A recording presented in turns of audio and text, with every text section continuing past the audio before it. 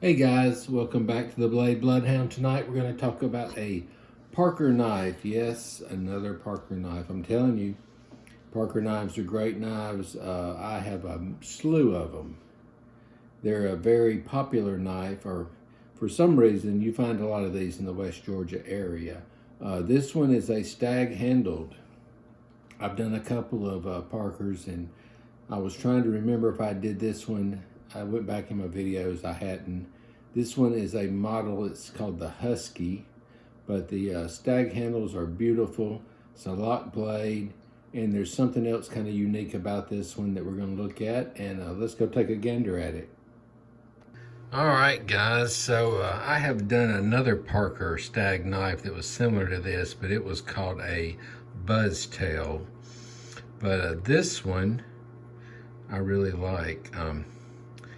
This is part of that group that I talked about before where I bought a bunch of Parkers from a guy, and I was excited to get them, and he had a slew of them, so I bought a bunch of them, and I want to say I gave, I don't know, 10 bucks a piece or something, bought a bunch of them.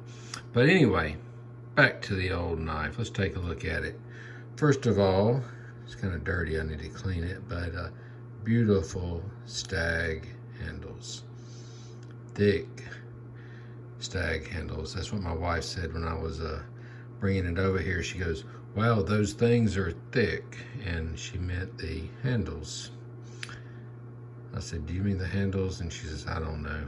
But anyway, very, very beautiful stag. I need to clean that up. It's got a lock right here, a lock blade. Let's open it. Snap, snap. What is cool about this one is, zoom in here. Well, I guess it does have it on there. I thought it was unique because I didn't see the word Japan on the back, but look at there it is. Parker Cutlery Company, got their little eagle emblem on there, Surgical Steel Japan. Like I told y'all before, that means Seki City when it comes to the old Parkers.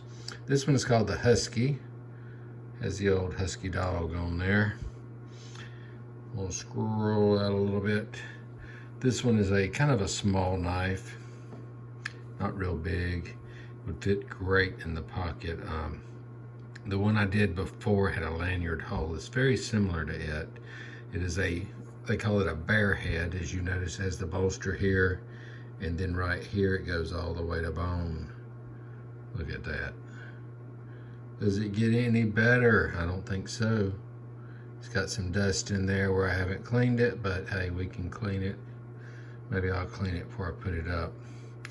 I like how it goes from a thin on out to the old thick stag in the back. Good looking knife.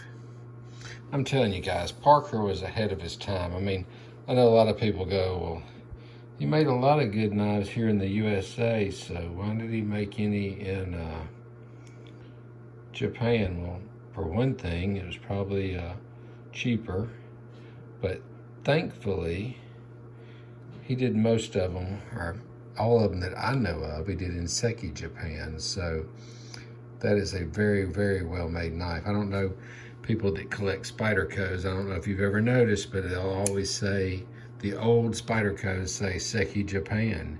Yeah, you can get some here in the US, but if you want an older one, you're gonna get one that says Seki City.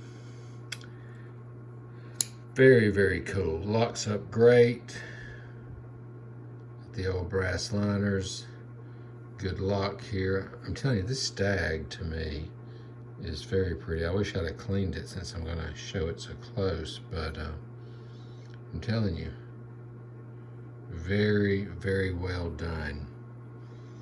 I gotta give them kudos on that. It's got the old, looks like a nickel silver looking, well, I can't tell, the light's so bright in here. It could be a goldish looking color. Bolster there. Very sharp. You can tell that this one was not sharpened, not carried. Well, it could have been carried, but not sharpened at least. We know that much. I know that I haven't carried it. But I wish it had a lanyard hole. That would be kind of cool. As you can tell, we have a double pin here at the top, which I thought was kind of odd. Usually you have the one, the one, the one, but they did a 1, 2, and then they did the 2 on the end, which is it's interesting, but I kind of like it. I mean, I like the way it looks. I mean, it looks kind of overbuilt for what it is. 1, 2, 3, 4. I'm guessing, well, I was gonna say, I know this one goes all the way through. I wondered if this one just holds the handles on, but I kind of think they may. Well, we can't tell by looking in there, but very well built. Very, very nice. I'm telling you, I could probably put a little never dull on these handles, and I'll have this thing popping. Cool knife. Anyway, guys, I hope you liked the video. I'm telling you, Parkers are underrated if you ask my opinion. If you ever see a good Parker knife, get it. I mean, they don't make them anymore. You know, he's passed away a long time ago. His knives are going to be more collectible in the future. They're collectible now. I mean, go out there on eBay and just watch one. You'll be surprised. Now, you can find some deals. I mean, you know, sometimes people don't know, and they'll just put, you know, Parker knife, buy it now, and have a great price.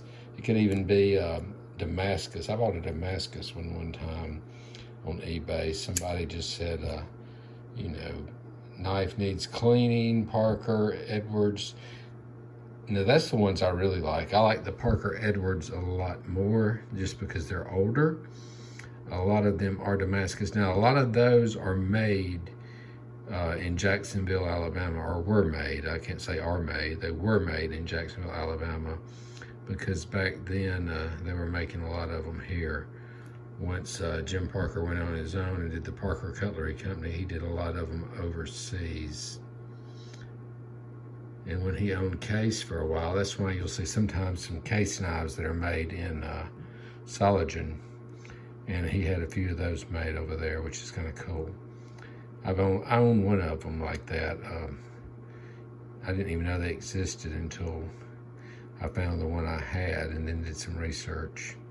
Anyway, guys, like the video, subscribe, tell your friends, tell your mama, tell your sister, tell your cousin, tell anybody you can. If you want to email me, bladebloodhound@gmail.com. Until next time, guys, y'all have a good one.